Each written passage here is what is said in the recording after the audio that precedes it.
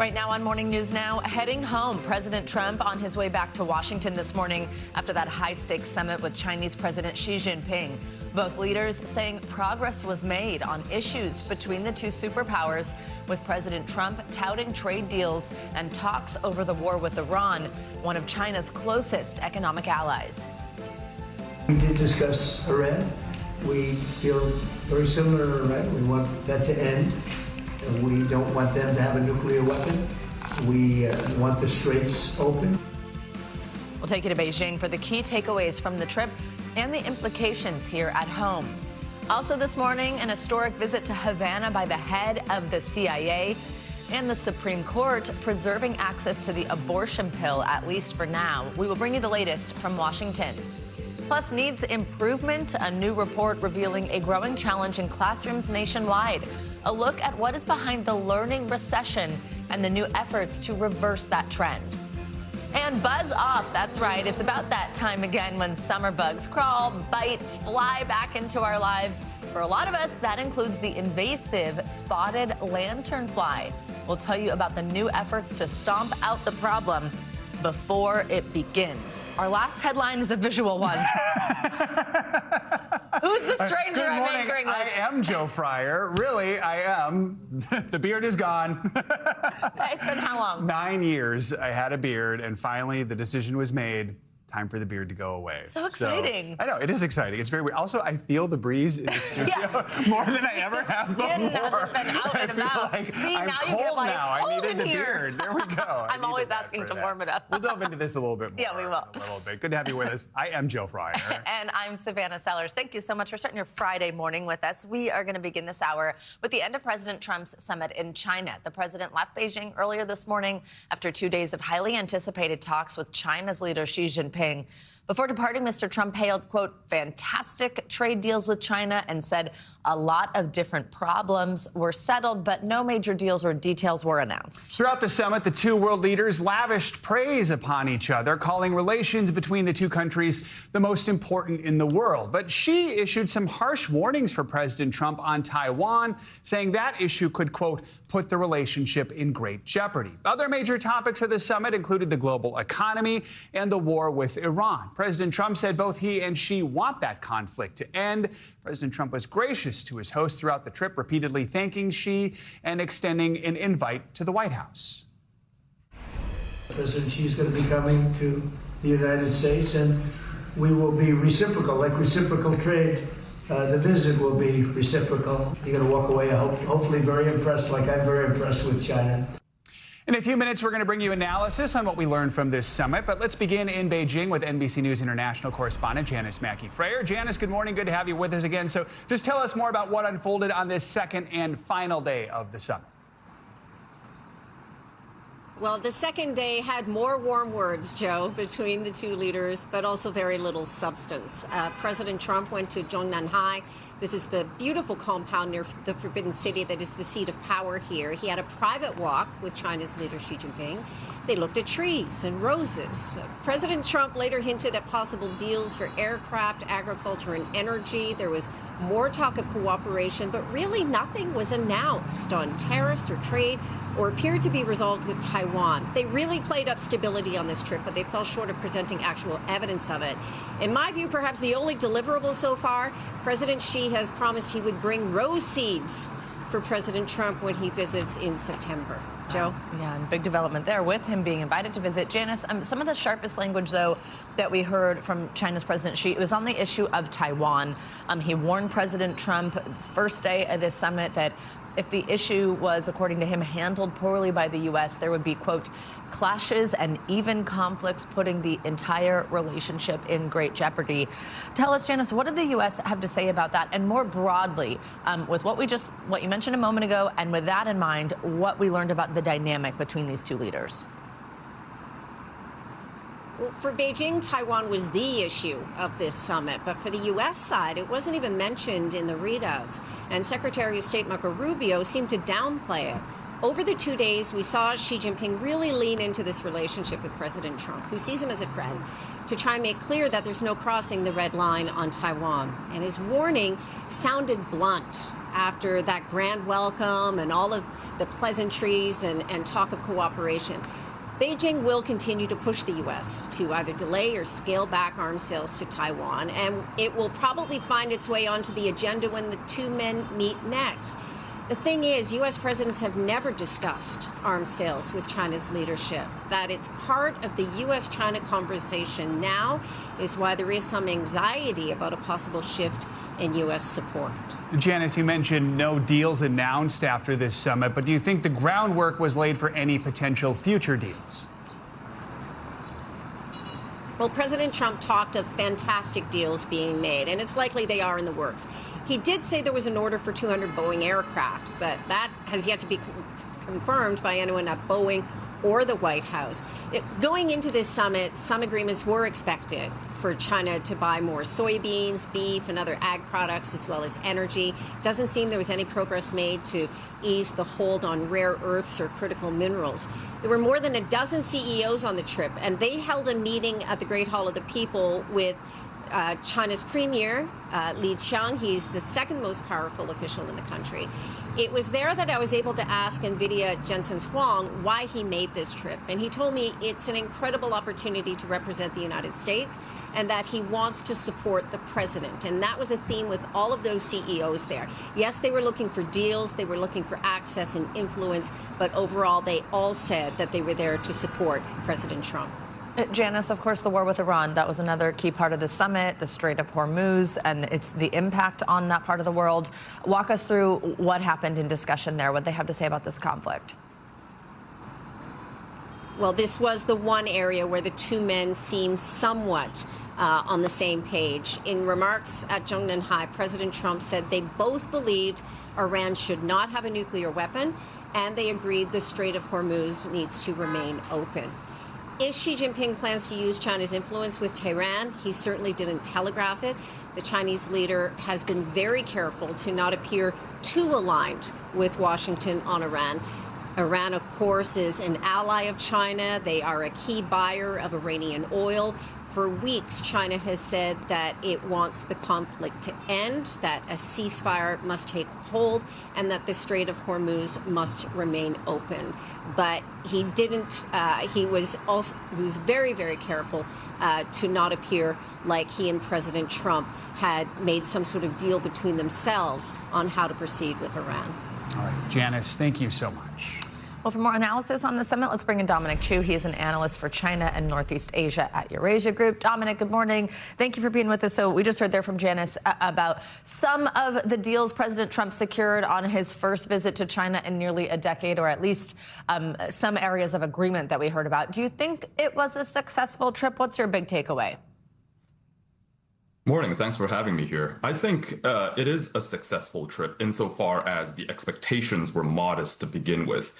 The primary objective of this summit is to maintain stable relations, to maintain the good vibes between the two leaders, and to maintain what I think the Chinese are now getting on board with, the concept of a managed competitive relationship between the two great powers. Both sides know that they have these structural differences that will never be resolved or are very difficult to be resolved, but nevertheless, they acknowledge that communication, negotiation, discussion is now part and parcel of managing those differences, whether it is in technology competition, whether it is in trade, or whether it is in the strategic issues such as the war in Iran or over Taiwan. So I think if we use that as the benchmark for assessing whether or not the trip is a success, I would say that it is. So President Trump, we know, praised his host throughout the summit, calling Xi a great leader, saying, quote, "We're going to have a fantastic future together." Does this summit just make that more likely? Realistically, what does it do for U.S. relations with China moving forward?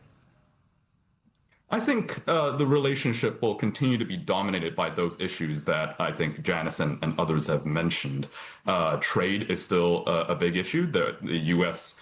We're all waiting for the Section 301 tariff investigations to conclude sometime later this summer. We are expecting the old tariff wall against China to be rebuilt in some fashion. It doesn't seem like this summit has successfully, if that is the benchmark, to eliminate tariffs between the two countries. But that was not the expectation to begin with. I think that as long as both countries realize that the two leaders are intentional to make stability the priority in managing the relationship between the two countries, that the deals, the individual small deals that we have discussed, agricultural purchases, Boeing aircraft orders, that could be continue to be worked on at the working level and at the level of individual companies.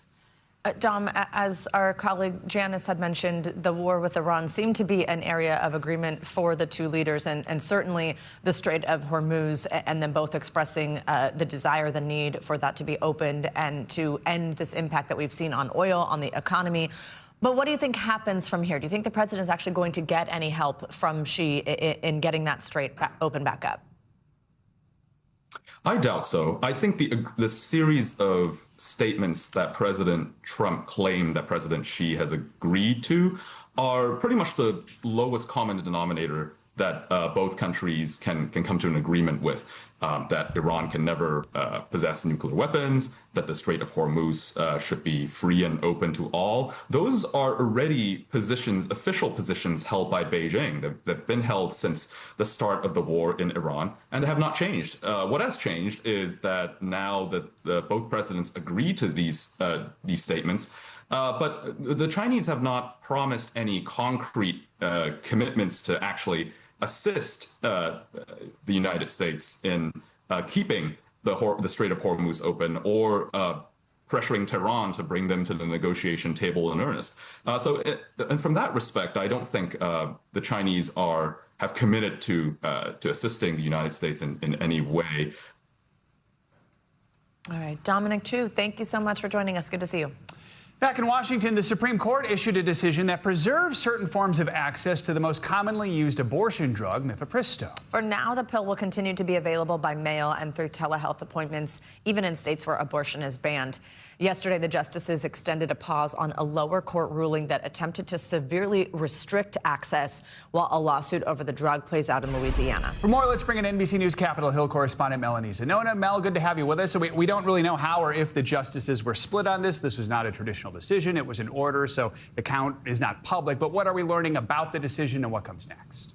Yeah, good morning, guys. There has been a lot of uncertainty over the abortion pill over these past few weeks. And remember, it all stems from a lawsuit that the state of Louisiana is bringing against the FDA. And their argument has been that mail-in access to abortion should be illegal and banned because people in states like Louisiana, where abortion is illegal, they are using the mail and telehealth medicine in order to get around that ban. Now, initially, a lower court did essentially side with Louisiana, but the Supreme Court has stepped in to restore access through the mail to the abortion pill, at least while it considers the underlying case. So for now, mail-in access to abortion is safe. The big question, though, guys, is what the Supreme Court is ultimately going to rule on that underlying case. That could actually be much longer before we see a ruling there. Mel, I want to turn to some other D.C. headlines. So the CIA released new photos last night. This is of a meeting between the director of the CIA, John Ratcliffe, and Cuban officials in Havana. And just some context here with what's going on with Cuba. It's been in a serious energy crisis ever since the U.S. ousted Venezuelan leader Nicolas Maduro in January because that cut off a critical oil supply for Cuba. Since then, President Trump has hinted at possible military action there, making comments like saying that Cuba could be next. How unusual was this meeting and what came out of it? Yeah, quite unusual, quite rare, but President Trump has been really fixated on Cuba in the wake of Venezuela, and particularly he wants to see regime change in Cuba. That's also been a longtime goal of Secretary of State Marco Rubio. But a CIA official says the reason for this visit is that they wanted to go there, and they expressed that President Trump would be willing to offer both economic guarantees as well as some security guarantees, but only if there are, quote, fundamental changes that Cuba is willing to make. And meanwhile, the readout we got from the Cuban government is that they said that they are not a threat to U.S. national security and that they made clear during this meeting that there's no reason that they should be on a list of countries that sponsor terrorism. So it's really unclear what actually came out of this meeting, if there was any serious progress that was actually made. I should note that Cuban regime change has really been a non-starter for Cuba. And so the question now is what comes next. You did mention military action. That's something that Trump has technically not ruled out. But at the same time, according at least to White House officials or people close to the White House, people close to Trump, there is very little appetite for that route right now, especially as the administration is still dealing with Iran. Mel, let's talk about your beat, Capitol Hill. Yet another war powers vote failed yesterday. This time it was in the House. It's the third time Republicans in that chamber blocked an effort that's meant to just compel President Trump to withdraw U.S. troops from the Iran war. Just like we saw in the Senate Wednesday, though, more lawmakers are joining this effort, trying to rein in the president's power. Real quick, tell us more about this vote. Yeah, an extremely fascinating vote yesterday. This resolution technically did fail, but just barely. It was a tie vote, which constitutes a fail in the House.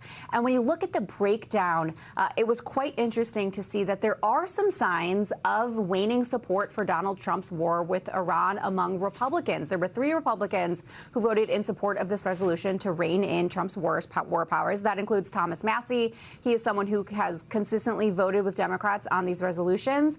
But then there were 2 new Republicans who also supported this resolution. That includes Brian Fitzpatrick of Pennsylvania and Tom Barrett of Michigan, both of them in extremely tough races. So I think it is just a sign that, at least in some parts of the country, this war with Iran and gas prices are becoming very politically toxic. Joan, right. Savannah. Mel, thank you so much. Appreciate it. Mother Nature has a weather medley in store over the next couple of days.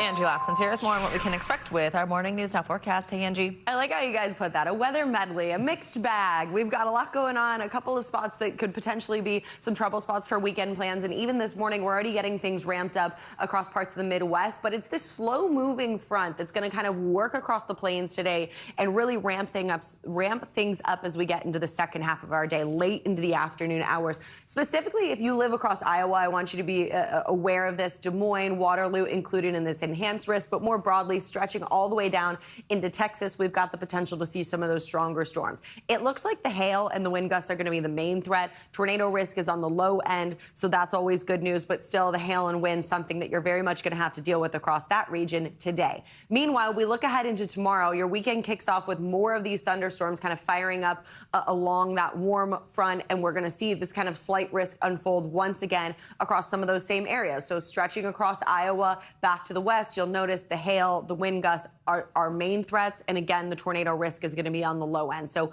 good news, at least for the threat of tornadoes. We're not going to have to watch for that. However, that severe outbreak not done as we get into Sunday. We have the potential to see it yet again. Multiple areas of intense storms are going to be possible. A couple of strong tornadoes also included in this. You can see that enhanced risk, including some of those same areas that are going to have to deal with it today and tomorrow into Sunday. We'll see the damaging hail and the wind gusts be possible as well. It's going to be kind of a bumpy go when it comes to the severe weather through at least the weekend, guys.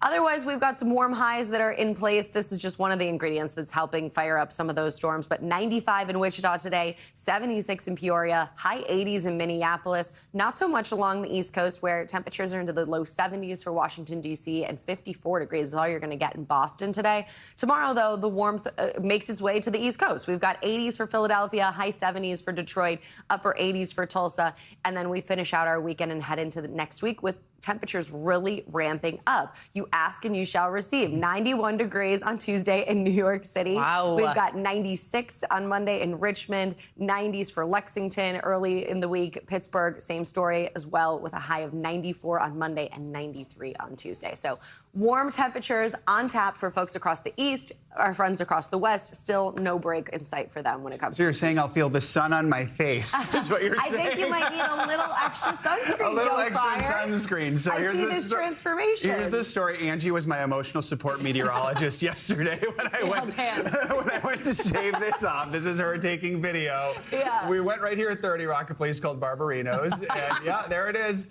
9 years. There's the mustache. A brief moment of mustache. Am I into the mustache? And then the grand do the reveal. mustache, and I kind of like Yeah, wait, I kind of like the mustache. All right, so Was that a consideration? No, not at all. No, I just forced him to do that. We should Tom have Selleck gotten moment. Bob's for today or something. You know? No. Okay, I'll let you do that. Throwing everyone off. It looks great, though. Thank you so much. And next hour, we're going to have, there's my reaction, my genuine reaction. We'll have Savannah's reaction next hour when she saw it this morning. Into the makeup room. I was blind without glasses. I'm like, who is this and what are you saying to me? My mother just saw it for the first time here on TV, and she just texted me. She approves. She liked approves. the beard, but she approves. So. If Mom approves, then everybody approves. There you go. All right. Thanks, Angie. You got it. Much more to come here on Morning News Now later this hour. Some controversy at the doctor's office. A new chatbot being used to give medical professionals a second opinion. We're going to show you how it works and why some critics say it's putting patients at risk. Up first, though, after the break, mounting tension in the Middle East after more ships are attacked in the Strait of Hormuz. We'll be right back. We're back now with the latest on the situation in the Middle East and that ongoing blockade of the Strait of Hormuz. Tensions appear to be growing again amid reports of more incidents involving ships in that vital waterway. British authorities report one vessel anchored off the coast of the United Arab Emirates was seized by unknown forces in the strait, and Indian authorities say another ship off the coast of Oman was reportedly sunk. It's also unclear who attacked it. NBC News Chief International Correspondent Keir Simmons joins us from Tel Aviv to talk through this and other headlines from the region. Keir, good morning. So what can you tell us first about these incidents and the broader situation in the strait right now? Yeah, I mean, the broader situation is that very little shipping is getting through. There has been something of an uptick, but not much. And then you describe those incidents reported of a ship sinking and another ship being taken towards the Iranian coast, which I think suggests that the Iranians are behind these attacks and these maneuvers by this particular ship, and that just paints a picture, doesn't it, of a continuing determination by Tehran not to allow the strait to be used until their demands are acceded to. And it really is something for it to be happening just after that trip by President Trump to China, where he was clearly hoping that he would get the Chinese, get Beijing to put pressure on Iran. Perhaps some of what we're seeing is Iran's response to that. Here, closer to where you are, we saw Israeli nationalists parading through Palestinian areas of East Jerusalem yesterday, chanting racist slogans like "Death to Arabs." It's an annual event marking the capture and annexation of East Jerusalem. Tell us a little more about what unfolded.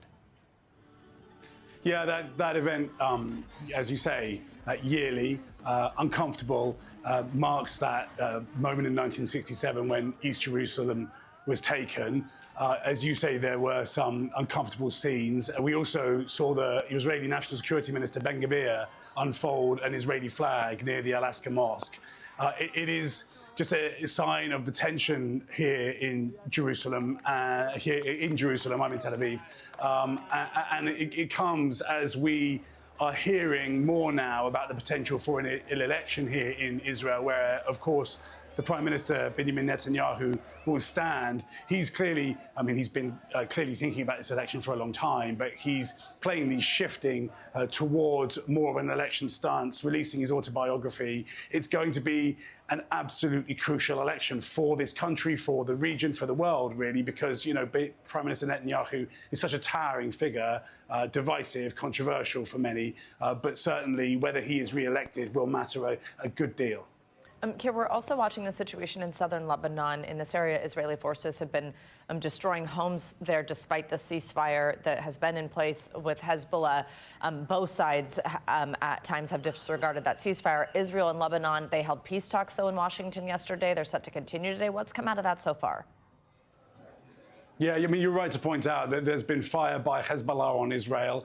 Israelis have been casualties. And then on the other hand, Israel moving into southern Lebanon, the IDF, the Israeli Defense Forces, telling many locations there to evacuate yesterday ahead of further strikes. And so, yeah, it's a ceasefire in name, but frankly, only in name. Those talks in Washington, I have to say, reporters are being told by the State Department that they were positive. The question is whether that ceasefire will be extended. It runs out over the weekend, and how much that ceasefire really means. But it is crucial to the jigsaw because, of course, if that ceasefire, if that Lebanon ceasefire, such as it is, dissolves, then that will have impact. That will have implications and impact on the negotiations with the Iranians. All right, Keir Simmons, thank you so much. Staying with Lebanon, NBC's Matt Bradley is taking a closer look at the increasing use of fiber optic guided drones by Hezbollah. He shows us how this relatively low-tech weapon is managing to evade detection and cause damage in Israel. It was a vulnerable moment for Israeli troops in southern Lebanon, loading wounded soldiers onto a waiting chopper. In this video, shot by an IDF soldier and verified by NBC News, a Hezbollah drone is seen sneaking past Israeli air defenses. Soldiers try to shoot it out of the sky, but it lands just yards away and explodes. Hezbollah recorded its own drone's eye view, releasing this video on social media showing how easily it was able to reach Israeli troops. No one was killed or wounded in this attack, but according to the IDF, this same type of drone, guided by a fiber optic cable, has killed multiple Israeli soldiers in Lebanon, where Israel is fighting Hezbollah, an Iran-backed militant group the United States has designated as terrorists. Over the past few months, this low-tech drone has become one of Hezbollah's most effective weapons against Israel's high-tech army. Despite the month-long ceasefire between the two countries, hundreds of Lebanese have been killed as Israeli bombardments continue. Lebanon has banned Hezbollah's military activities, but the group's drones have even crossed the border, recently slamming into one of Israel's Iron Dome air defenses, and on Sunday killing an Israeli soldier. The IDF has publicly acknowledged the challenge and said they're trying to figure out how to fight it. They've enlisted Ruby Liani at Extend, an Israeli defense contractor. So basically, we have here a fiber optic spool, all right, that you have a really, really thin fiber optic cable that connect to it, and in the end of it, it will connect to your ground control system. Because the drones don't need radio waves or Wi-Fi signals to guide them, the Israelis can't easily detect or block them. The advanced drone tactics are an import, as the world watches Ukrainians and Russians fight with fiber optic cable drones, something we've covered. Some cables stretching over 20 miles long, allowing drones to sneak up undetected. They've become so common there that battlefields are draped with their willowy cables. Still, no one can quite figure out how to effectively stop the fiber optic drones. Nets are one option, like covering armored vehicles with a canopy, or using other drones that spray nets to snare them in midair. In the right moment, this one pop out, and there is like a fishing net, let's say, like 5 by 5 meters, that spreading and go to the target, and just catching it, and the threat drone is falling down. Another reason for the drone's success, they're cheap and readily available. So here on the internet, these deadly fiber optic drones are treated like toys. I can order one for a couple $100 to any address in Lebanon. Ali Jazini is a military analyst in southern Lebanon who studies Hezbollah's strategy. All of these parts can be salvaged, let's say, from the common market. I would compare it, it's like a kitchen knife that can be used, by anyone else to other purposes. It's not about the weapon itself. It's also the easiness and the cheapness in which such drones can be measured. Israeli officials have publicly said the ceasefire exists in name only, as both sides continue to fight on, fueled by weapons that can be ordered with a click. Matt Bradley, NBC News, Tel Aviv. Now let's get to the war in Ukraine. Overnight, Russia unleashed another wave of airstrikes against Kyiv for a third straight day. NBC News international correspondent Claudio Lavanga joins us now to take us around the world in 60 seconds. Claudio, good morning. Joe, Savannah, good morning. Well, that's right. Authorities in Ukraine say at least 9 people were killed, dozens more were wounded, and at least 20 more are still missing after a 9-story apartment building in Kyiv was completely destroyed by a barrage of missiles and drones fired by Russia. Now, Ukraine's President Zelensky said since Wednesday, Russia fired more than 1,500 drones against Ukrainian population centers, damaging more than 50 residential buildings. The spokesperson for the Ukrainian Air Force told local media Ukraine is now experiencing the largest strikes since the start of the full-scale invasion. Let's go now to Australia, where on Friday, Australian citizens who were on that cruise ship hit by the deadly hantavirus outbreak returned home. The 6 people traveled on a government-chartered flight that landed in an airbase near Perth in Western Australia. The country's health minister said that although they all tested negative and do not display symptoms of the virus, they will now isolate for at least 3 weeks at quarantine facilities.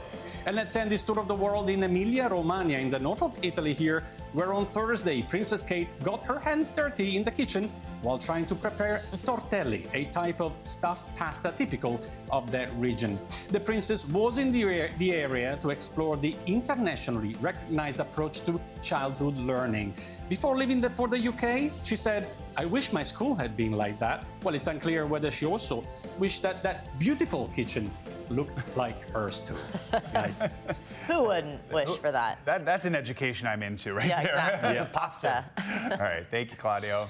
Coming up, a troubling trend in classrooms across America. Math and reading scores are down significantly compared to 10 years ago. A look at the problem and the push to find a solution. And they're all the buzz in the worst way when we return more on the return of the dreaded lantern fly to parts of the U.S. So don't fly off. We'll be right back.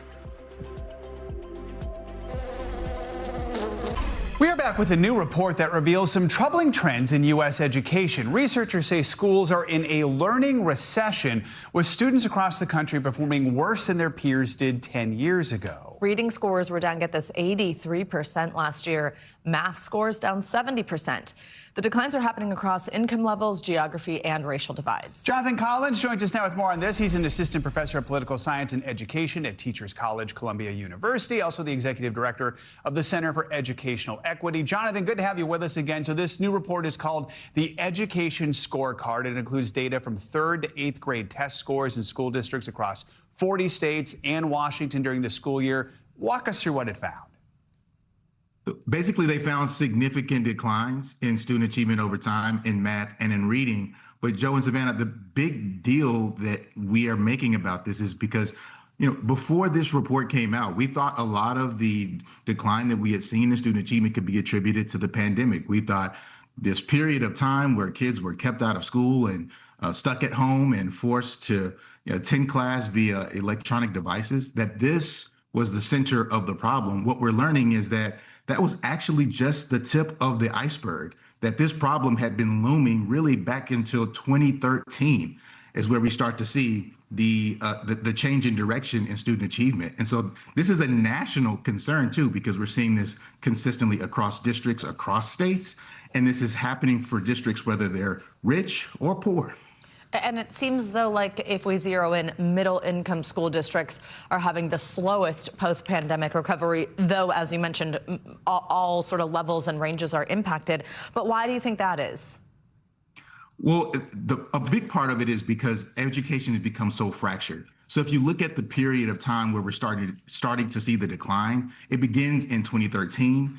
This is right before President Obama signs the Every Student Succeeds Act, which gives more power and authority to the states to come up with their own test-based accountability plans.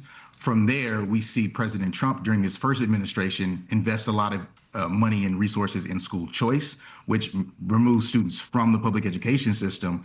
And then we get the pandemic with the Biden administration in 2020. So we've never had a national concerted effort at addressing and raising student achievement during the period in which we're seeing the decline. And then you see this decline, and honestly, from a policy perspective, unfortunately, it makes perfect sense. Here's a startling stat. Roughly a third of school district students are reading an entire grade level lower now than students were back in 2015. What do we think is behind this decline? Well, there's a number of things. The big issue is the move away from the science of reading. And we're seeing a return to that approach, starting with early childcare and early childhood interventions that focus on the science of reading and ensuring that schools are developing the phonics skills of our young learners. So one, the approach to teaching, reading, and instruction we shifted away from what we knew was scientifically proven. We've returned to that now. So you're going to start to see an upswing, but damage was done on that front. And the other front too is that we haven't invested enough in not only reading instruction and education, but we also haven't invested enough in preparation programs for teachers to try to do things like we're trying to do here in New York City of lowering class sizes. Jonathan Collins, good to tap your expertise on this important topic. Thanks so much for joining us this morning. Anytime. Good to see you. Well, summer's arrival, it's just around the corner. It also means the arrival of all kinds of bugs. One of the most troublesome and destructive is that pesky spotted lanternfly. But one vineyard outside Washington, D.C. is trying to take action early to stop these invasive bugs before they hatch. Our Angie Lastman's back with us to explain just how much these flies can hurt the environment. Angie, good morning. That is right, guys. Good morning to you. That spotted lanternfly is destructive to key agricultural sectors like orchards, forestry, and vineyards. And research shows the invasive species could cost the grape industry alone millions of dollars as it continues spreading across the East Coast. So now one growing effort is trying to stop the bugs before they even hatch using something as simple as a card. It's kind of the grossest thing you've ever seen, right? Remember these? We're under attack, okay? We got these spotted lanternflies. Spotted lanternflies took over 18 states last year. Oh my God, on my foot. A buzzkill everywhere they went. It's a zombie apocalypse, dude. With summer around the corner, the next wave of these pesky insects is about to hatch. And the eggs may be in your backyard. Nobody anticipated this bug. Invasives expert Mike Littman says these bugs are like vampires, sucking the life out of plants. They're sap suckers, and they're going to suck the sap out of the plants, and then they'll start to literally attack the plant. Including the grapevines at Jennifer Bro's vineyard in Loudoun County, Virginia. They are beautiful when they're flying around, but don't let that deceive you. Guests don't enjoy swatting those flies away from them when they're trying to enjoy a beautiful day in the vineyards. And the damage goes beyond what guests see. Infestations year after year will weaken our vines, and it can cause lowered production, lower quality in fruit. The problem sparking a growing movement. Scrape for the grape. The reason you're here is to help save the vineyards in DC's wine country. Volunteers, armed with nothing more than plastic cards, on a mission to destroy the eggs before they hatch. We thought it would be really gross at first, and we're like, ugh, you don't want to do that. But it's not that bad. I learned just how easy it can be. Is it this right here? And that's it. You're doing it. You just scraped your first egg okay. sac, and you're keeping track, right? Oddly satisfying. One vine after the next, we joined the volunteers scraping as many as we could find. Thank Really? you. Your first time doing I'm at this? You 5. look This is like my a pro. first time. Really good at swiping a credit card, you know? And when it comes to busting bugs, these volunteers mean business, wiping out over 10 million lanternflies this year alone. Understanding what the egg masses look like, understanding how you find them in urban environments or in rural environments, and that's your quickest and best way to address the problem. Lanternflies first showed up in Pennsylvania in 2014 and have since rapidly spread to states including New York, Virginia, and Massachusetts, hitching rides on cars, firewood, and outdoor gear. And they're still on the move, popping up now in places like Iowa and South Carolina. And it's not just plants. They could be on your fences and patio furniture too. Virginia local Dava Owsley came here to learn exactly that. I learned how to spot these nasty little critters on the vines and scrape them off, so I'm excited to try to bring that home. And every scrape counts. My husband and I used to come here when we were dating, and so when we heard that, we were like, okay, we need to come back, bring it full circle, and give back to the community and the vineyard that brought us so much joy. As the lanternflies keep spreading, so does the mission to stop the tiny pests before they even hatch. And the best weapon is already in your wallet. Okay, interesting. Just a little credit card kind of thing. Just a little credit card kind of thing. A lot of of effort, Yes. but good for the environment. It's all about really stopping them before they even hatch. But they're still going to show up this summer. Yeah, they're still going to show up this summer. Basically, efforts like these are really great because we need to do them, but it's going to need to be more than just one season of something like this. So the experts are still saying if you come across the bug once it has hatched in your patio, in your backyard, then you need to squash it. As I know that's hard for bug lovers, but I know it's best for the environment. Okay, so you are supposed to squash them. Yep, Okay. stomp them as tough hard love as you from can. Angie. All Tough right. bug love. Exactly, tough love. Yeah. All right, thank you. Now you know. Great story. Coming up, some call it a helpful tool. Others, they'll think it's a risk. More doctors turning to an AI chatbot for a second opinion. When we return, more on the technology that has the medical world divided. This is Morning News Now.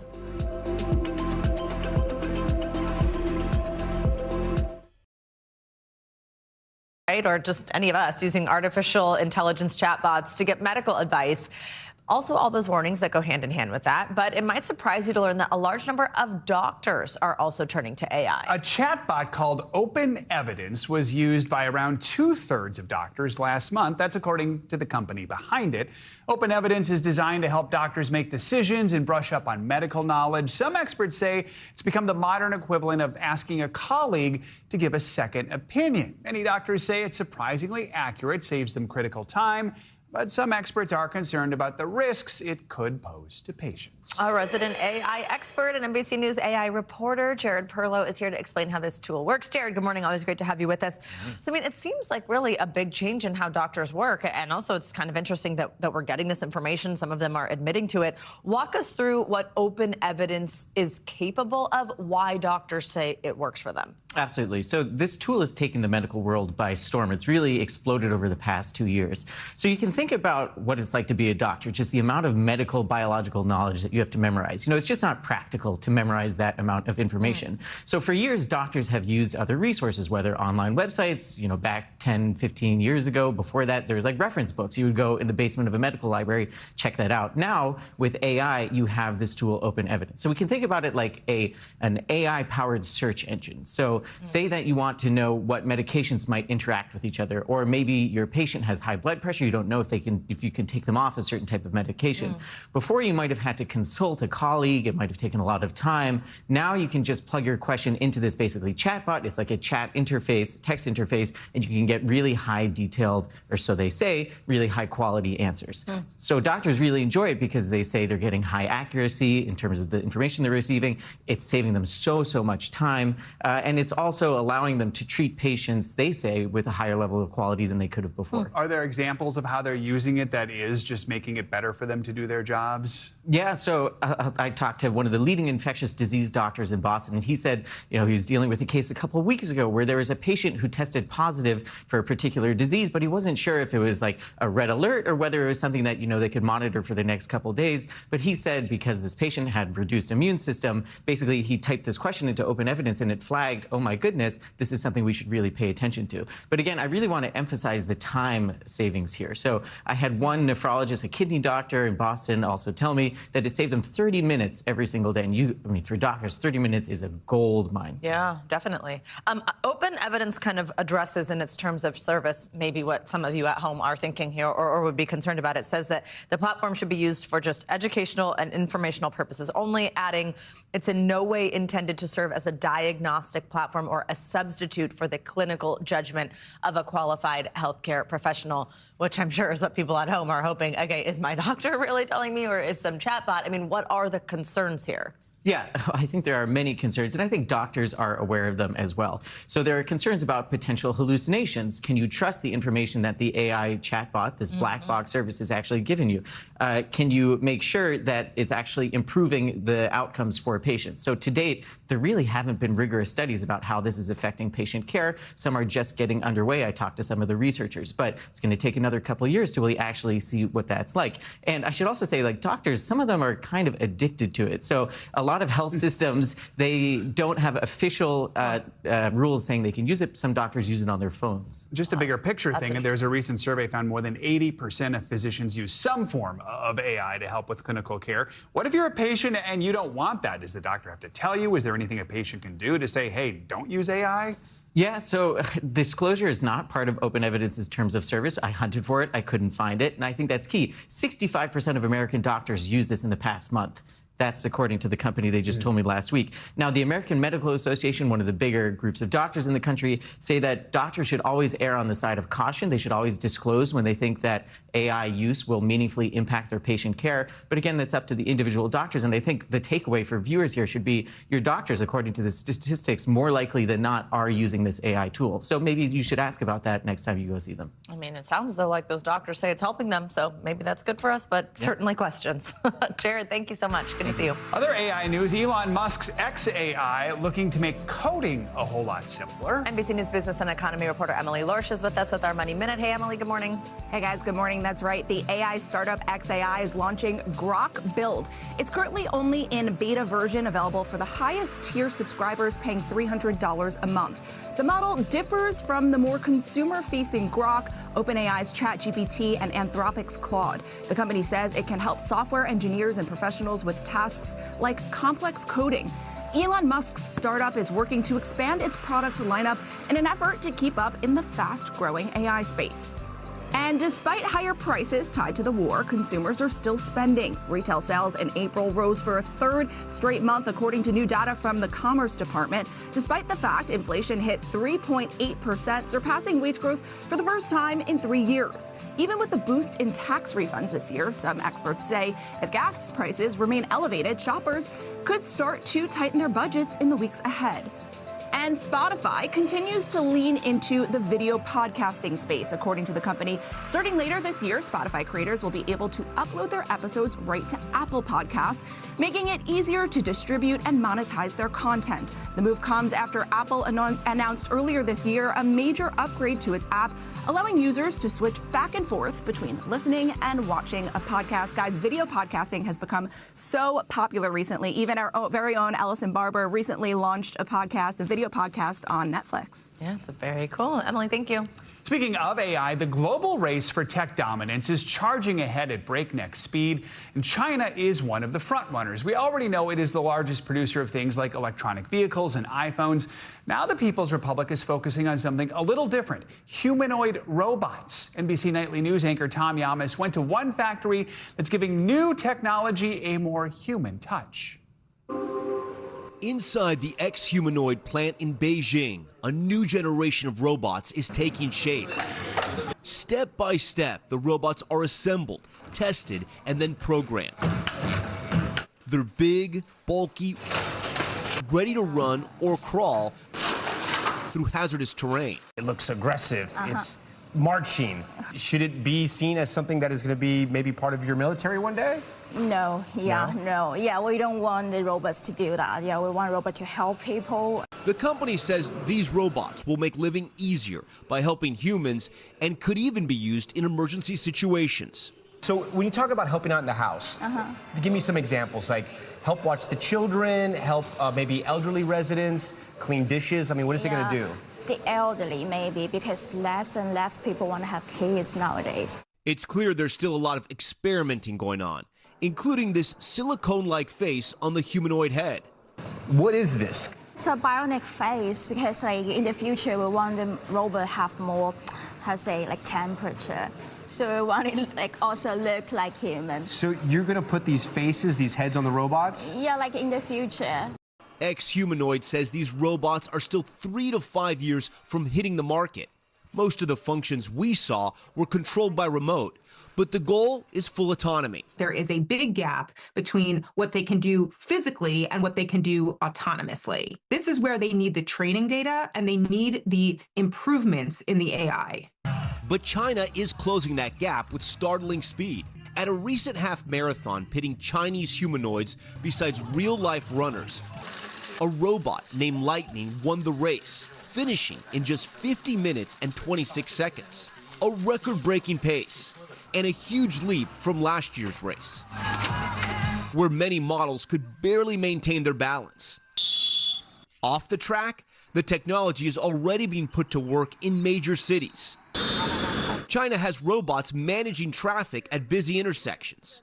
It's all part of an all-out sprint for tech dominance. Just like with EVs, solar panels, and cell phones, China is flooding the zone with more than 150 companies trying to outproduce the rest of the world. One part of the industry that is already bringing in cash: rent a robot.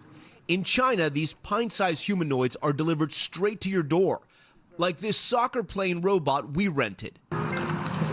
A little rusty at first, but after a few face plants, this little guy finds his footing and he can kick around, even scoring some goals. Tom Yamas, NBC News. It's funny, he needs to warm up like we do. Right, see? He's got to stretch. Robots, they're just like us. Exactly. All right, coming up, pure pandemonium. That's right, the U.S. is getting ready to welcome the next generation of panda diplomacy. When we come back, we'll introduce you to the pair of pandas set to arrive in America soon, so bear with us. Morning News Now. We'll be right back. All right, even though the U.S.-China summit is over, the next generation of panda diplomacy is getting ready to bamboozle America. Joe laughed because he should have said that joke, not me. These fuzzy superstars are already causing pandemonium in China, and soon they'll be stealing hearts here, too, in the U.S. Yeah, now 2 adorable giant pandas are preparing for their big journey to Georgia, where they're going to call Zoo Atlanta home sweet home. Trust us, it's hard not to go wild over all the cuteness. NBC News international correspondent Janice Mackey-Frayer has the panda scoop. The countdown is on for the return of giant pandas to Zoo Atlanta, with a fluffy pair of the iconic bears soon getting ready to roll. They're this way. We were invited to get a real-life look at Fu Shuang and Ping Ping, both 6 years old and U.S. bound, as part of a new 10-year conservation agreement. Panda fans will soon learn that Ping Ping loves to follow his keepers around. That's not your typical panda protocol. And that he's also a very dedicated bamboo eater.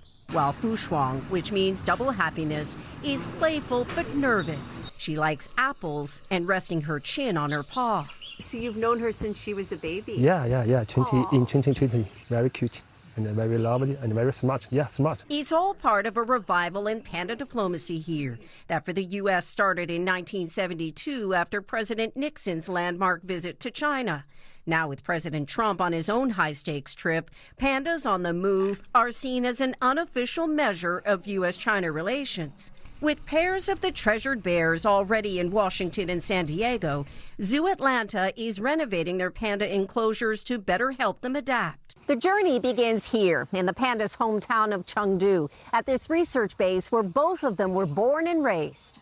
Soon, Fu Shuang and Ping Ping will be moved to another panda base in the lush mountains further south, where handlers will get them ready for the nearly 8,000-mile flight, their departure date a closely guarded secret.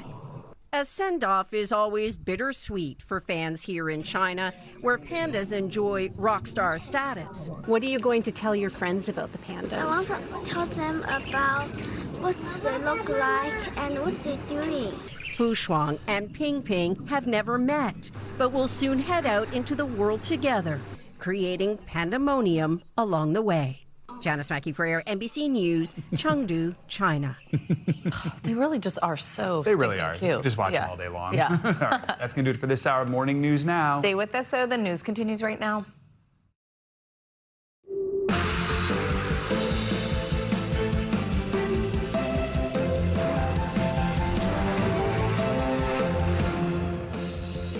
Good morning. Good news. It's Friday. We made it. I'm Savannah Sellers. I'm Joe Fryer. Right now on Morning News Now, homeward bound, President Trump wheels up this morning, heading back to Washington after a whirlwind 2-day summit with China's Xi Jinping. The 2 world superpowers trading thoughts on hot-button issues like trade and tech while butting heads over Taiwan. But was this historic showing of pomp and pageantry really such a political victory for the commander-in-chief? We're going to bring you to the key takeaways. Also this morning, stunning scenes out of one Ohio neighborhood, a small plane crashing into a house, killing both people on board. The investigation now underway into what went wrong and how the family inside that house managed to make it out alive. Plus, some welcome news on the hantavirus front. The CDC confirming there are no known cases here in the States. Officials saying the American who initially tested positive did not actually have it, but several states are still monitoring the very real risk of exposure. We've got the latest in a moment. And snubbing the sub, why more Americans are smashing that unsubscribe button on monthly services. They're choosing their wallets over a tricky retail trend that some argue has gotten, well, maybe a little too convenient. Yeah, the problem is if you unsubscribe, if you can, there's like 18 prompts and things to click and emails to send. And heaven forbid you have to call someone. Yeah, so, exactly. By the way, for just joining us this hour, surprise. This is me. I am Joe Fryer. I promise you. I'm here. Beard is gone. We'll delve in a little. Yeah, we We're going will. to get Savannah's reaction in a few minutes. That's what we're something. sticking around for. Let's begin this hour with President Trump's summit in China. The president is on his way back to the White House this morning after departing Beijing overnight, ending that two-day trip that was full of pomp and circumstance. Mr. Trump said, quote, a lot of good has come out of the highly anticipated visit with Chinese leader Xi Jinping. The two world leaders praised each other and U.S.-China relations throughout the summit, with the economy, Taiwan, and the war with Iran taking center stage in discussions. NBC News Chief White House correspondent Garrett Haake is in Beijing with a recap of this historic trip. Garrett, good morning. President Trump wasted no time declaring this summit a success and has showered his host Xi Jinping with praise. He says their relationship and that of our two nations has never been stronger. But as the president makes his way back to Washington this morning, he's just begun to outline the specifics of what agreements or deals were actually made behind closed doors and what points of tension still remain. With a final wave to the cameras, President Trump concluding his state visit to China. A two-day whirlwind visit packed with pageantry that the president is already declaring a success. This has been an incredible visit. I think a lot of good has come of it. We've made some fantastic trade deals, great for both countries. Before departing, the president sitting down for a ceremonial tea with Chinese President Xi Jinping in a former imperial garden near the Forbidden City, now the modern seat of China's communist government. That meeting and a private lunch concluding 2 days of delicate diplomacy, for which the president set high expectations. And there are those that say this is maybe the biggest summit ever. The summit's results so far unclear. The White House invited more than a dozen American CEOs to Beijing, all introduced to Xi. But so far, there have been no formal announcements of any new trade deals or purchases of American products. The president suggesting that airplane maker Boeing struck a deal to sell more aircraft to Chinese companies. 450 engines, 200 planes, and a promise of up to 750 if they do a good job. The White House had also hoped to encourage China, the top buyer of Iranian oil, to take a larger role in helping bring the conflict there to a close. President Trump speaking for his counterpart, whom he said had offered China's help. We did discuss Iran. We feel very similar to Iran. We want that to end. We don't want them to have a nuclear weapon. We want the straits open. Neither leader offering details about what that help may look like. It comes as two sources with knowledge of the matter tell NBC News that Chinese state-controlled companies have discussed plans to secretly sell arms to Iran. China says it exercises strict control over its exports. The president underlining what he said was Xi's commitment not to sell arms to Iran. He said he's not going to give military equipment. That's a big statement. He said that today. That's a big statement. He said that strongly. From the Chinese perspective, a major goal of this summit was simply to maintain a stable, predictable relationship with President Trump, and for the moment at least, that seems to have been achieved. President Trump has invited Xi to Washington for a reciprocal state visit in late September. No formal acceptance from the Chinese leader yet. All right, Garrett, thank you. For analysis on the president's visit, let's bring in Dexter Tiff Roberts. He's a non-resident senior fellow at the Atlantic Council's Global China Hub, founder and publisher of the newsletter Trade War. Dexter, good to have you with us. So first, just what do you think are the biggest takeaways from this summit? Well, I guess, first of all, we should note the fact that this is the first visit by a U.S. president for a summit in Beijing in almost 10 years. The last one was also by Trump during his first term. So that in itself is an accomplishment. The two leaders seem to have decent chemistry and seem to like each other. We heard a lot from Trump about how describing Xi as a great leader and as a friend. So those are all, I think, positives. And then the other big winners are likely to be big business from the U.S., with, as you know, over a dozen top CEOs from American companies accompanying the president to Beijing. President Trump has, at least outwardly, been seeming very positive about how this trip went, how the relationship between the two leaders and the two countries is strong. Do you think Xi left this summit feeling as optimistic as Trump? I think Xi was quite pleased. The top goal for China was for this to happen without any obvious hiccups, to to please Trump, which I think they did a good job of with all the pageantry, the red carpet welcome, the 21-gun salute, the scores of children waving flags and flowers, and then the private meeting with Trump in the leadership compound, Zhongnanhai in Beijing. And Trump, Xi was also able to roll out this new concept they're hoping will define the relationship they call constructive strategic stability, which basically hopes that the relationship will remain on an even keel going forward. Dexter, the war with Iran remains a big problem for President Trump globally and domestically. He said both he and Xi want to end it, but China does remain a strong ally of Iran. So, I mean, where do you see the conflict going from here? Do you think China can actually play any part in trying to bring it to an end? Well, I mean, first of all, I would note the fact that, at least in the public comments, Xi Jinping never mentioned Iran. He talked about the Middle East theater and discussions on that. Clearly, that was a top priority for President Trump. It's unclear what, if any, commitment China has provided the U.S.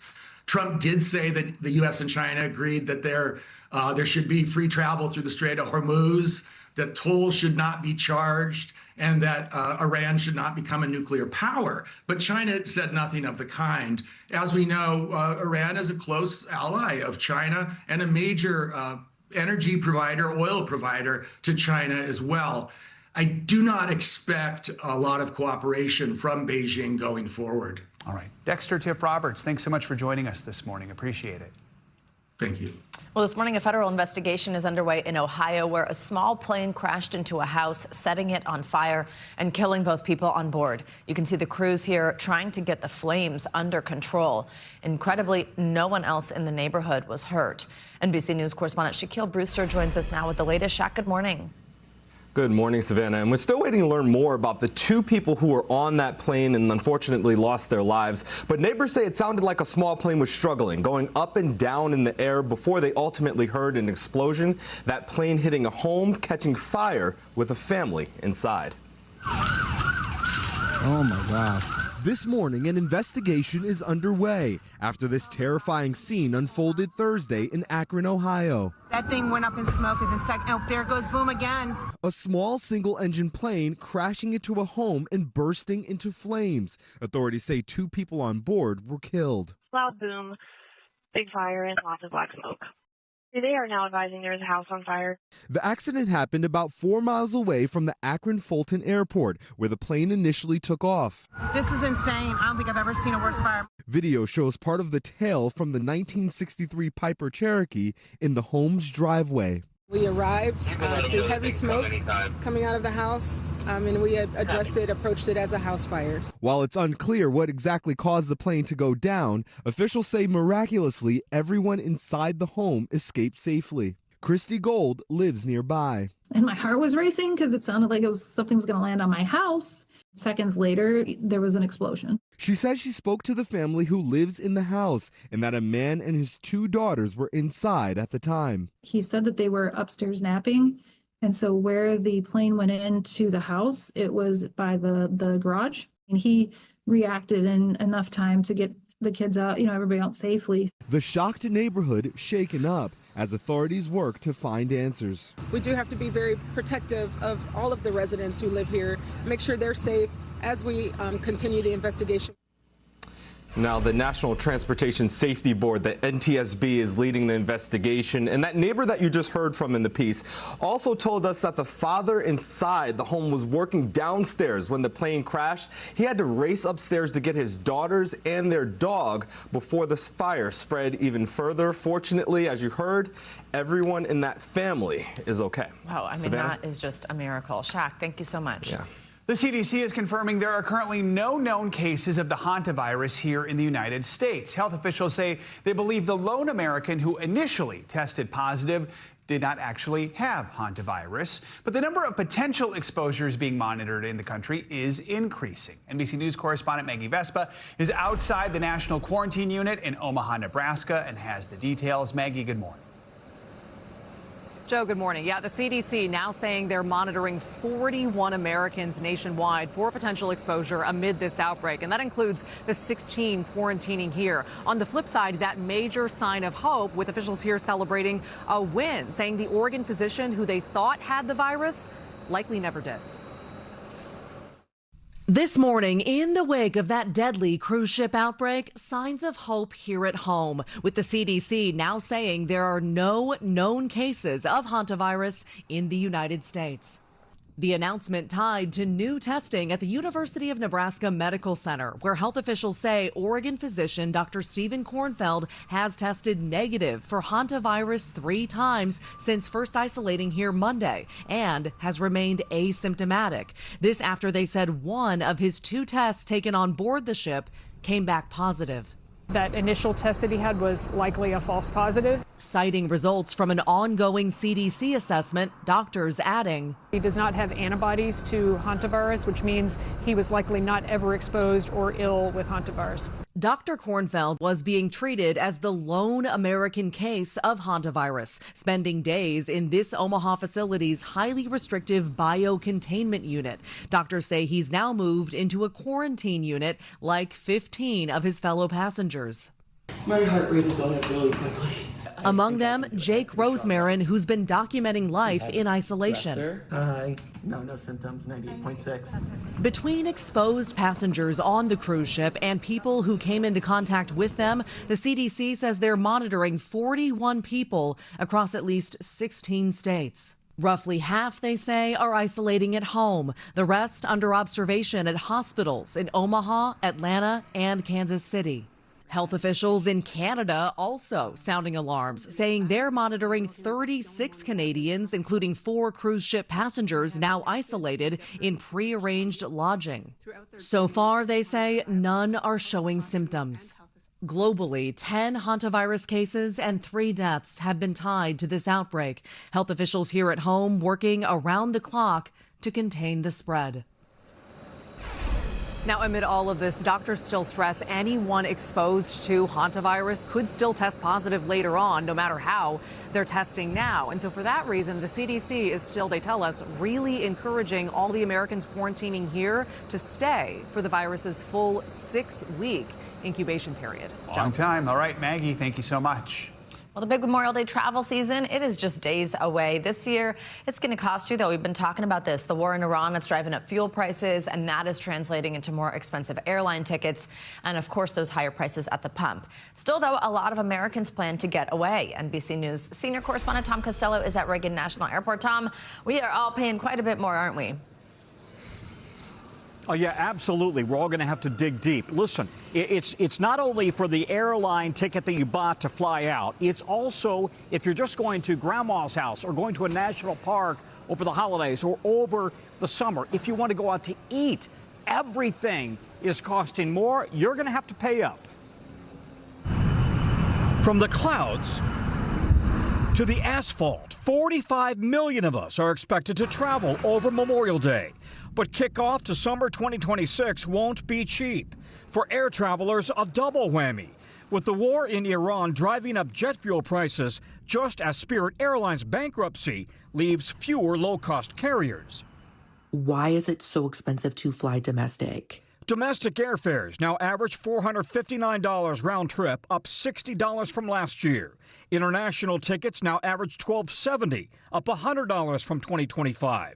Going.com reports a 21% drop in people searching for flights. We could see people pulling back on Memorial Day travel this year in anticipation of seeing higher prices throughout the summer and wanting to take that one big trip this year versus a lot of little trips. Meanwhile, for the 39 million of us driving this holiday, today gas is averaging $4.53 nationally, up from $3.19 a year ago. $68 to fill a 15-gallon tank. The average in California, $6.14 a gallon, $92 to fill the same tank. I can't do this. $173. What's a 173? It's really busy out here. There's lots of traffic. We caught up with the car coach, Lauren Fix, on I-70 in Indiana for some money-saving tips. The first thing you can do costs nothing. Nothing. Check your tire pressure once a month. You'll save 2 to 3 miles to the gallon. Very simple, and it costs nothing. Tighten your gas cap to prevent gas evaporation. Don't ignore a check engine light, and change your air filter every 6 months. Best day to buy gasoline, Tuesdays, Wednesdays, and Thursdays. So the weekends they get higher. That's just the way the business is. Okay, and I know what you're thinking. What day is the best day to buy an airline ticket? I have been working on this for 20 years, and I've come to the conclusion now when most experts say there really isn't a good day anymore because of the computer models that are constantly checking whatever the demand is on that airline ticket, and then they're increasing prices, right? So you're not going to get a better deal. However, typically, Fridays are cheaper to fly, Sundays more expensive to fly, but that's just typically, right? You've really got to buy your airline ticket in advance to try to get the best deal you can. Okay, so Tom, that's what I was going to ask. Maybe there's not a specific day of the week, but maybe there's an amount of time prior to your travel, because I'm also the person who wants to wait it out, see if it gets cheaper. But how far in advance should you book that ticket?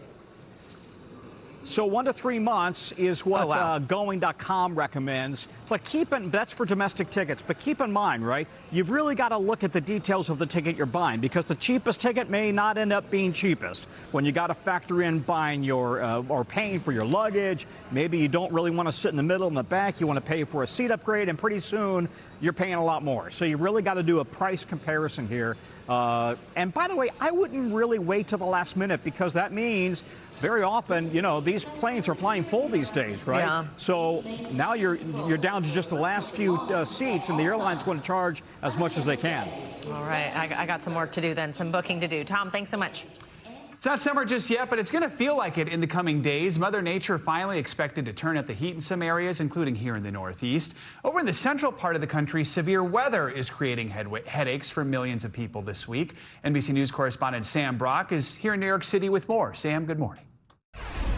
Hey there. It has definitely been a little bumpy of late. Now, the warmer weather is coming, just not yet for millions in Texas and North Dakota, where wild dust storms swept across the plains, creating chaos and, in some cases, zero visibility. While here in New York and across the Northeast, a serious temperature jolt is about to arrive. Holy. This morning, wild weather conditions that look like they came straight from a movie set. No, this ain't good. This man from Muleshoe, Texas, capturing what he calls a mini haboob or dust storm. Part of a pattern of severe weather impacting millions, stretching from the Texas Panhandle to North Dakota, where thick dust and haze clogged the air, heavy winds sending debris flying, and drivers struggling to make their way in dangerous conditions. While in Kansas, dramatic lightning storms in the sky and violent winds sparking fires. The dust storm across the plains, even visible in this satellite imagery. The Northeast also experiencing a challenging weather cocktail. Chunks of hail in Pennsylvania crashing onto cars, while downpours in Boston drench fans at Fenway, delaying the start of Thursday's Red Sox game, with this video captioned, "Hang in there, honey." All of it a prelude to a beautiful weekend when New York will reach 86 degrees and Philly and D.C. almost 90. The orange on this map shows high temperatures 10 degrees above normal and the red sections 15 above normal.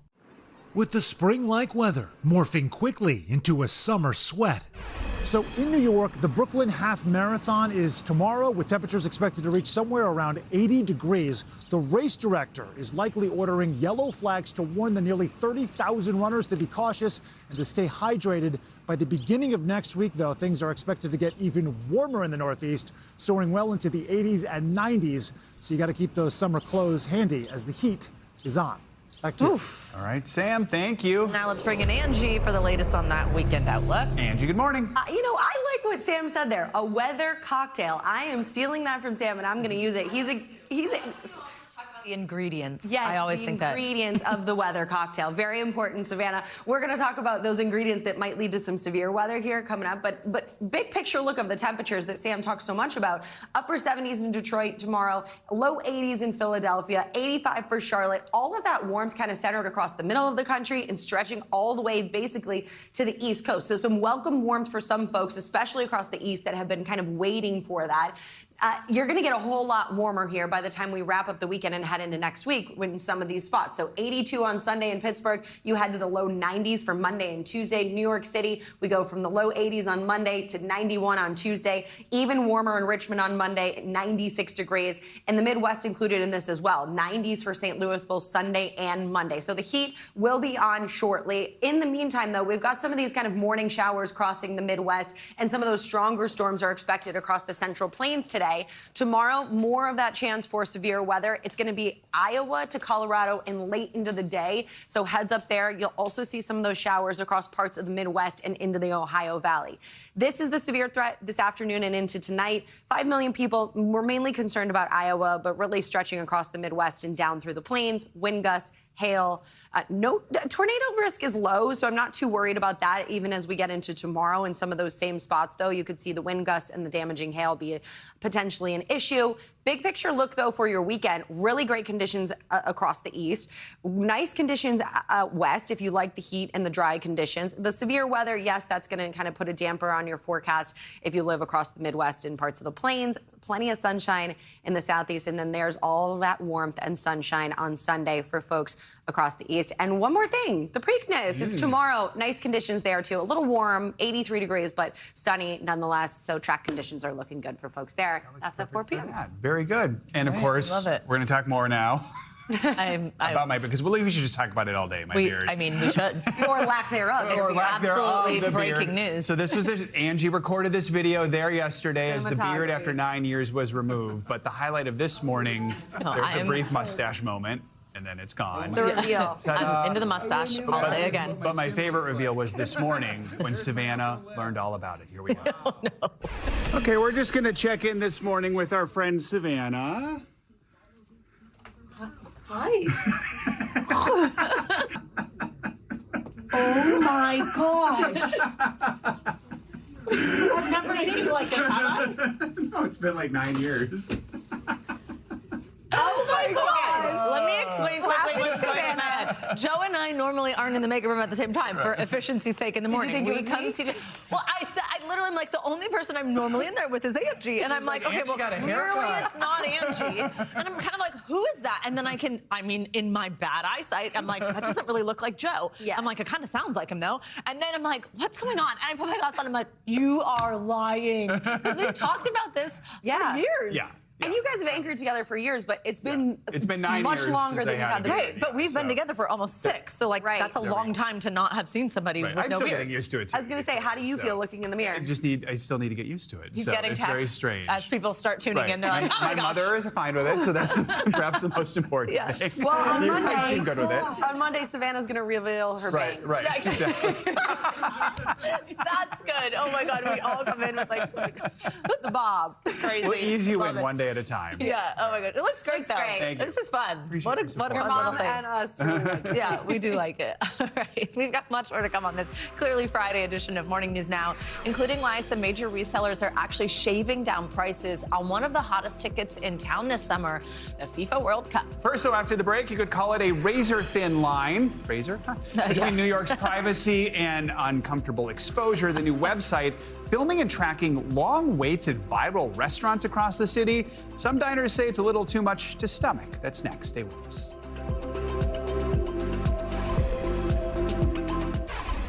Welcome back. Have you ever arrived hungry to your favorite restaurant only to be met by a long wait time? Well, now there's a website to, I guess, help with that. Damn Lines, yeah, that's what it's called, gives you a live look at various lines at restaurants here in New York City. It provides estimated wait times and can suggest better alternative times to try to get into some of the most viral spots.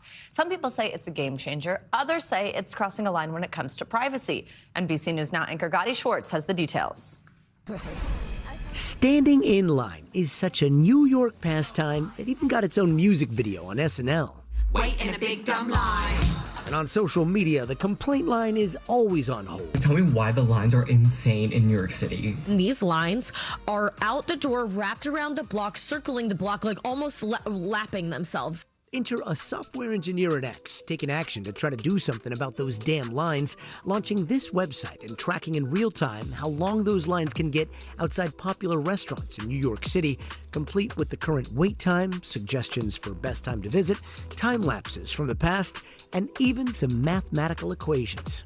It's the brainchild of Lucas Gordon, who is paying tenants across New York to install internet-connected cameras outside of their unit and filming 1 hour before the business opens till 1 hour after it closes, a move that comes as a surprise to the people in line we talked to. I did not know I was being filmed. Oh, I did not know I was being filmed, standing in line on the sidewalk. I did not know I was being filmed. I definitely feel like it's an invasion of my privacy. The website's privacy page promises no facial recognition and no individual tracking, while also acknowledging that line counts, aggregated statistics, snapshots, and time-lapse exports are retained indefinitely. NBC News reached out to Gordon and didn't hear back, but because all this happens on a public street in New York City, it's legal, and some do seem to appreciate any help in scoring a seat at a hot spot more quickly. You're helping people out. You're letting them know how long the line is, because we had no idea whenever we showed up. If I knew that I was going to have to stand in a line, I would check that. I would check the website for sure. I would probably try and find the camera online to see how long the line was, to know whether or not it was worth going down to check it out. But for others, concerns about privacy and fears it's a slippery slope. It would definitely deter me from visiting the restaurant in the future, knowing I was being filmed. And whether or not damn lines will be a deciding factor for your next New York meal, just something else to think about the next time you're standing around waiting your turn. Gotti Schwartz, NBC News. If you don't live in New York City, just so you know, it really is a thing. There's a lot of places with a line. If I see a line, I'm moving on. My problem is I'll see like videos online of, like the bean and cheese burrito that are, and then I'm like, I have to have it. Oh, okay. Joe doesn't feel literally, I'm like, nope. I'll have it in 2 years when no one cares anymore. Not me. All right, I'm in the line. New pressure on America's weapons manufacturers as the war with Iran rages on. Big contractors scrambling to meet ramped up demand for missiles, but a key mineral critical to their production is in short supply. How one company overseas is working to make ends meet next.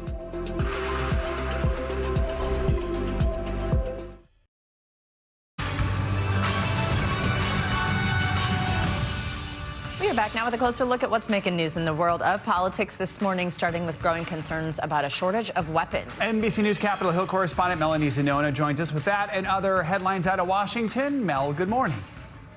Good morning, guys. We begin with those growing concerns about a weapons shortage in the U.S. government. But the war in Iran and Russia's invasion of Ukraine have pushed the country's munitions stocks to dangerously low levels. But the Defense Department has not signed any new contracts to replenish those supplies, according to two U.S. officials and two people familiar with the matter. Around $20 billion is needed to begin replenishing the stockpile, and it could take years to make up the shortfall. But the Pentagon does not have the available funds. A White House official says the military does have more than enough munitions to complete President Trump's strategic goals and beyond. And speaking of Iran, the regime has been ramping up an internal crackdown against its own people. Since mid-March, Iran has executed at least 28 people, including 13 who were arrested during January protests that were triggered by the country's economic crisis. The government has also arrested at least 4,000 people on charges related to national security since February. And according to a UN report, detainees were in many cases, quote, forcibly disappeared, tortured, or subjected to other forms of cruel, inhumane, and degrading treatment. And finally, back in the U.S., Republicans are grappling with how much to embrace President Trump on the campaign trail. With Trump's poll numbers slipping and gas prices on the rise, some GOP operatives and lawmakers think the president could drag down Republicans in the midterms. But others believe Trump still remains their best tool to turn out voters and are relying on the president's massive war chest to help their chances in November. And that's what's making news in politics this morning. Joe and Savannah. All right, Mel, thanks so much. Major trade issue between China and the U.S. is how each country gets rare and critical resources. Among those, tungsten. It's a key component used to make weapons and ammunition, and the war with Iran is forcing the U.S. to find more. Well, now, one American company has turned to one of China's neighbors for it. NBC News correspondent Janice Mackey-Frayer has the story. One of these blasts is the United States at war. The The other is to rebuild the country's weapons stockpile. But what brought us to the eastern mountains of South Korea isn't just about weapons. It's the global battle for the Earth's key resources. Every missile and munition the U.S. military has fired in the war against Iran has burned through stockpiles of advanced weapons and ammunition, including Tomahawk, Patriot, and precision strike missiles. The risk that the U.S. may not have enough if there was ever a war with China. We have great faith in American industry. We've seen in the past when American industry can spin up, but these things do take time.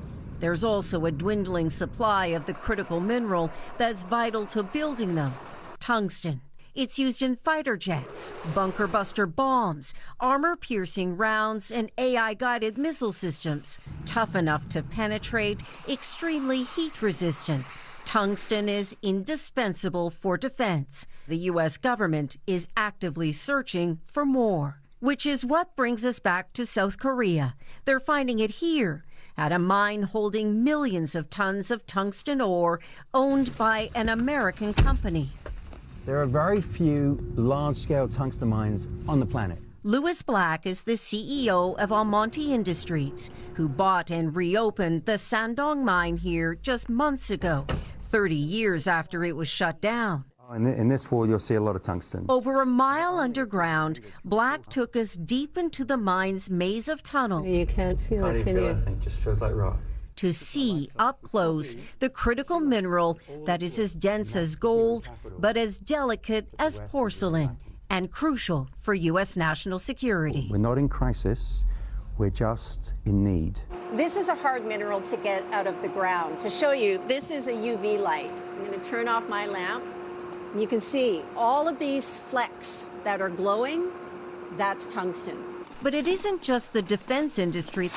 There's a bit of tungsten in everything, from semiconductors to smartphones, light bulbs to auto parts. And right now, there's no substitute. Its demand is growing because ultimately they keep finding new uses. For decades, China has dominated global supply, producing over 80% of the world's tungsten and using more than half of it. It's a very intense, dangerous, and environmentally hazardous process to refine this tungsten.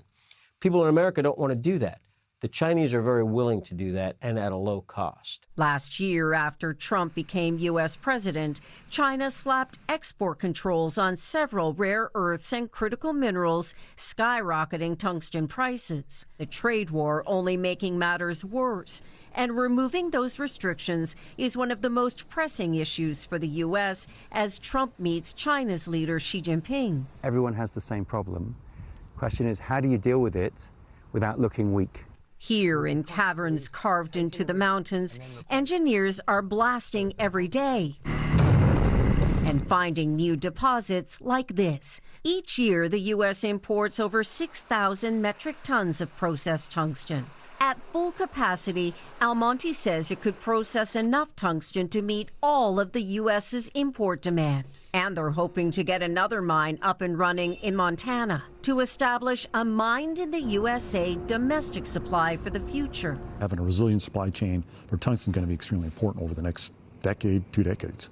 The Department of Defense has billions to spend on weapons, but rebuilding U.S. munitions stocks will take time and tungsten, and both are in short supply.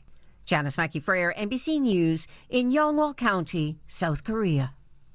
All right, coming up, have Americans had enough of big retail's subscription push? Those month-to-month buy-ins are everywhere in our lives, it seems, from streaming services to hot sauce, even underwear. So are saving-savvy consumers actually growing tired of a little too much convenience? We'll take a closer look next.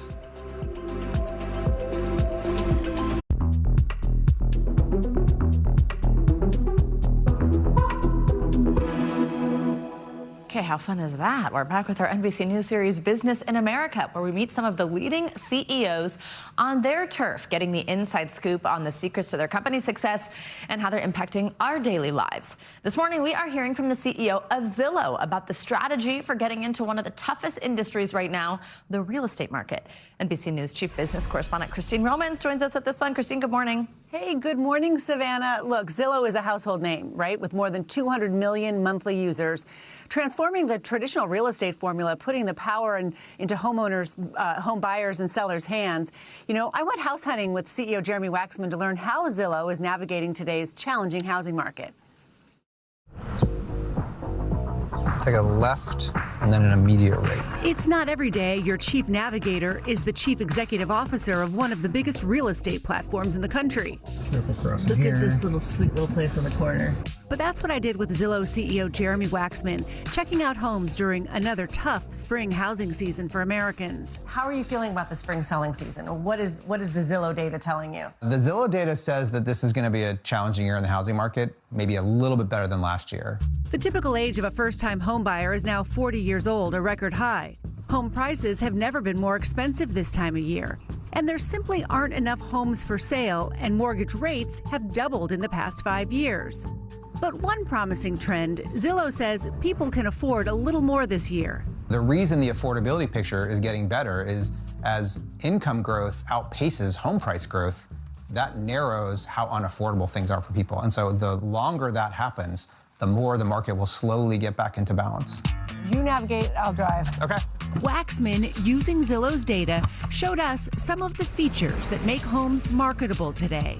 First, character sells. Some cedar shakes, bright green door. If you look at the photos on Zillow, you see kind of unique features, right? So exposed beams and a big fireplace. Zillow says exposed beams can add 0.3% to a home's price. A fireplace, another 0.8%. Turnkey is really in demand right now. Second, Waxman says with affordability top of mind, buyers don't want to have to pay to also renovate, making turnkey homes more appealing. Homes that are move-in ready are selling for 2-3% more. Another hack, the more the listing shows, the better. If you're a seller and you give that information to a buyer, that's going to attract them to your listing. They're going to spend more time with your listing, and that actually helps your house sell faster. More features like virtual staging. Oh. You can really imagine your style, what it would be like to live there before you even come see the house. In the 20 years since Zillow first came onto the scene, it's become more than just a real estate site. I need a new fantasy. Then you need Zillow. Sparking an SNL spoof, even the HGTV show Zillow Gone Wild. I'm Andrea. And I'm Michael. And this is our home from the future. Phrases like Zillow surfing becoming a regular part of real estate lingo. Zillow exploded overnight just by putting Zestimates on the web, giving people a chance to say, well, what might this house be worth? Zestimate is the site's tool that assesses a home's market value. It's not perfect, of course, with some critics arguing it could undervalue or overvalue a home. Zillow saying Zestimates have gotten more accurate with time, but we've always been clear that no algorithm replaces a local agent or a formal appraisal. Hey, honey, what do you think of this house? Zillow is not alone. Other sites like Redfin and Realtor.com also give users access to the real estate data traditionally reserved for agents like price comps. What do you say to the agents who are like, wait a minute, you know, Zillow is just too big, too much of a behemoth, and it's eating into my job? Yeah, I mean, technology comes regardless of whether it's Zillow or not, and our job is to help give agents the technology to keep up and become technology enabled for buyers and sellers. As for what could turn around the housing market, Waxman says the key is putting more money in buyers' pockets. A little bit of relief in mortgage rates, a little bit of relief in incomes rising, but over time, the affordability picture is only going to get better when incomes catch up to home prices. So look, the housing market isn't quite back to normal yet. In healthy times, about 6 million people buy a house every year. Waxman tells me it's more like 4 million today. Made more difficult by mortgage rates rising again, now at the highest in 6 weeks, back near 6.5%. Look, if you're not ready to buy, you can still get ready. Pay down high interest debt, be mindful of your credit score, keep saving for the down payment in a high yield savings account. You've heard this from me before, right? Consider down payment assistance programs. Those allow you to put down as little as 3 to 5%. So you can still build toward home ownership.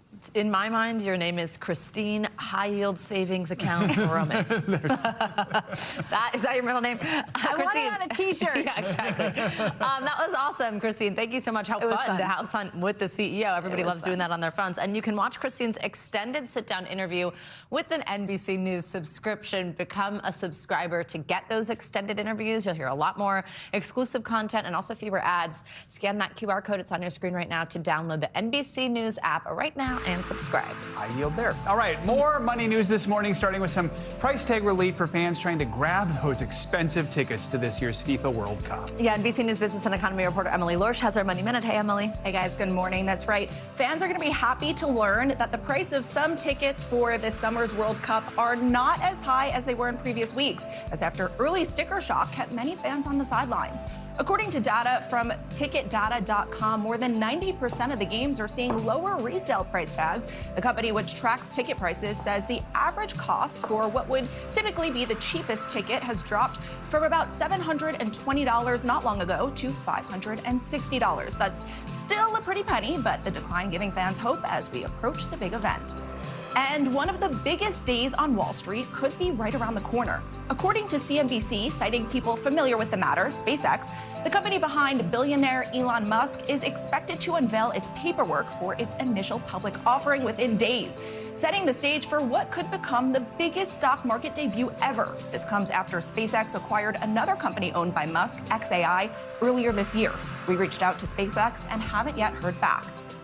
And for all those out there who are tired of people looking at their phones at the dinner or dessert table, the ice cream brand Halo Top has got something new in store. A gold spoon that does a little magic. It turns your phone onto Do Not Disturb mode.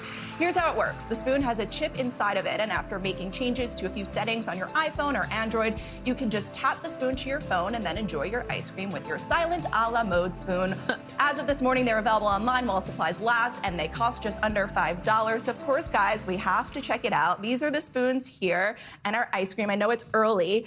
And I will show you guys how we do this. I can tell you the ice cream tastes good.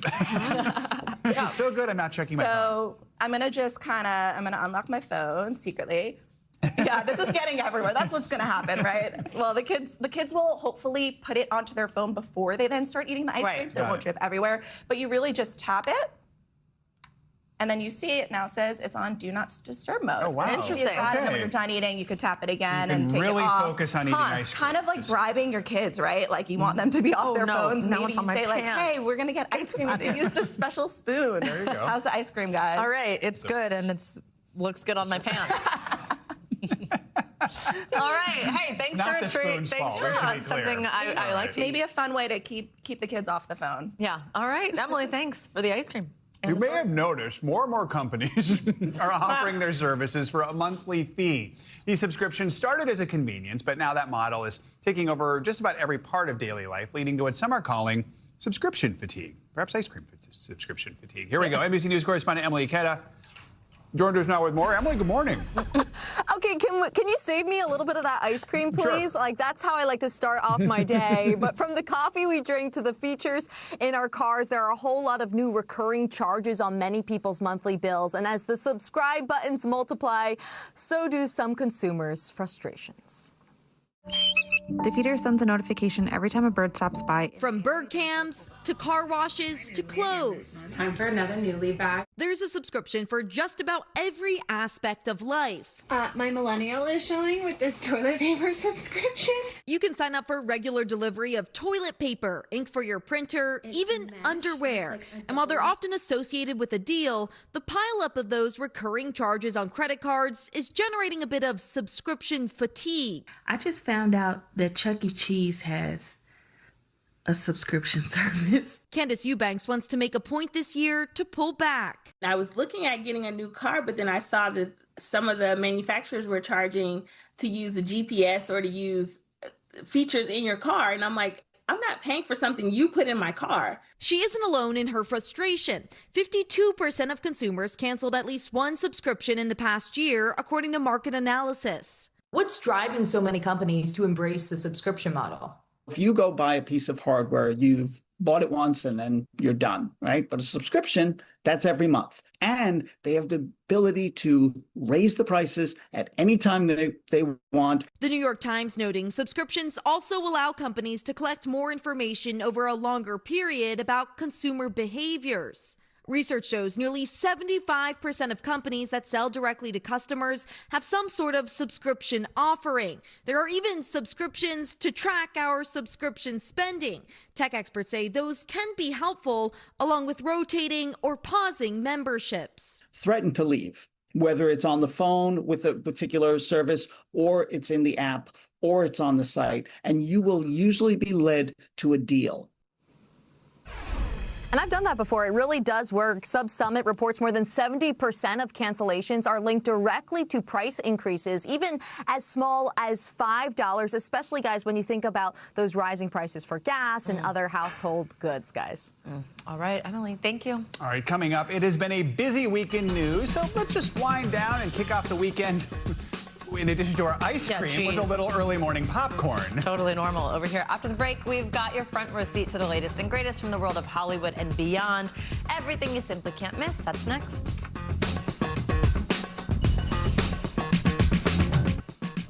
Finally this hour, it is Friday, which means it's time for your weekly can't miss list. It's a look at all the movie shows and music that you got to see and hear this weekend. Joining us this week, Access Hollywood correspondent Emily Orozco. Emily, good to have you with us. So excited to be here with you guys. All right, we have a lot to get to. We're going to start off with something in theaters. It's called Obsession, puts like a horror spin on a love spell. What should we know? You guys remember in like high school when you had like a big crush and you just fantasize about, oh, if this person just liked me back. Oh. Be careful what you wish for, okay? So this young guy, he works in a music store, and he has a crush on his childhood friend, Nikki, and he makes a wish that she will like him back and become obsessed with him. And then she does. The horror ensues, y'all. Yeah. She is obsessed, and she's showing up places that she shouldn't be, and he's like, okay, this isn't what I was looking for. Right. But it is so good. And this actress, Indy Navarrete, plays Nikki, and she's really good. Really good. She can play the obsessive She's a young type. actress. Oh, gosh. She's new in her career. Love this. This sounds awesome. So, really, like, be careful what you wish for. Totally. Real. Okay, this next one title is a little interesting, but it looks intense. Is God Is? Yes. So this was directed by Alicia Harris, who also wrote the play, and it's a thriller. It's about these two sisters. They suffer burn scars. They're orphaned, and they suffer these scars from burns on them. They meet with their mother. There she is, Vivica A. Fox.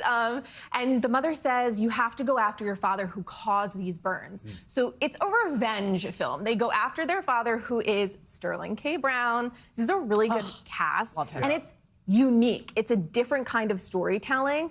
So if you're interested in something that's going to keep you on your toes, and it's a little like different than we've seen, this is it for you. We've got a little bit of a dark theme so far. Yeah. This No, wait, this was totally I love the dark. This is so your, this is my your weekend. energy. Yes. All right, Life Hack is a thriller. It's told through streaming videos? Yes, so it is called Screen Life. Okay. Totally different than we've ever seen. It's shot through the computer screens, the iPhones, using security cam footage. It already has 100% on Rotten Tomatoes and has 2 British Independent Film Awards. So it's totally something you haven't seen before. If you're interested in something like this, it's about a group of friends that decide they're going to be digital Robin Hoods, and they go after people on the internet that people hate. So they go after a billionaire's daughter, and things don't go well. Like, things go awry. They don't get the kind of money that they thought they would get. And it's just cool. It's a cool, different way of viewing film. Interesting. Yeah. Okay, we'd love to hear that. Okay, let's talk streaming, stuff you can watch at home. Let's start with Off Campus, which is actually being compared to Heated Rivalry. Sexy hockey players. They are still trending. Yeah. And I am here for it. This is such a good summer watch. It's based on a best-selling series by Elle Kennedy. And they call it a college soap opera, basically. So, you know, it's sexy, it's flirty, it's kind of the the writer girl that goes for the songwriter girl that goes for the hot hockey guy, and it's all about their love story. So if you're into a sexy flick, this is like a nice date night watch. It's This a is movie, good one. not a show. Yeah, Okay, yeah. okay. No, it's a series. I'm It's a sorry. It's a series. series. Okay. Yeah, it's a All right. series, and season 2 has already been greenlit. Oh, wow. And they're filming So- this summer. Okay. So it's very successful. We got 30 seconds out of it, but we have to talk about Drake, because one album's not enough, apparently, This right? is crazy. Oh my gosh, he dropped 3 albums overnight. Drake fans are going wild. So 2024, everyone went after Drake in their music, specifically Kendrick Lamar. Oh, yeah. You know, the dissing was all over the place. So Kendrick decided to return the favor. It is really, really good. If you are a Drake fan, your whole summer is taken care of. There's a lot of diversity in the 3 different albums. So we have Iceman, Habiti, and Maid of Honor. Those are the 3 albums. You'll get something different, something for everyone. All right, Emily Roscoe, lots to do this weekend. Thank you so much. Thank you. Clear your schedule, Drake fans. That'll do it for this hour of Morning News Now. Stay with us, though. The news continues right now. We thank you for watching, and remember, stay updated on breaking news and top stories on the NBC News app or watch live on our YouTube channel.